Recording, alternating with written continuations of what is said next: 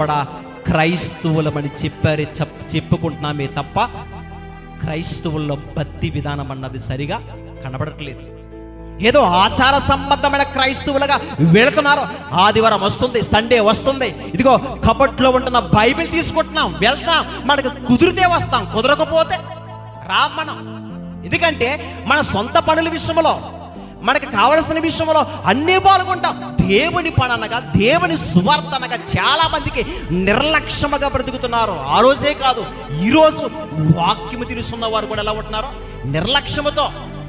ఫంక్షన్కి, బర్త్డేకి, పెళ్ళిళ్ళకి వెళ్ళాలంటే పరుగున వెళ్ళిపోతాం. హడావిడిగా దేవుని సన్నిధికి రా అంటే బతుబాలుకోవాలి, సువార్త వినరా అంటే బతుబాలుకోవాలి. మరి దేవుని సన్నిధిని విడిచిపెట్టి పెళ్ళికి వెళ్ళాలంటే చెప్పండి, ఎన్ని గంటల సేపు అయినా సరే కూర్చుంటాం, మాట్లాడతాం, నవ్వుకుంటాం, సందడగా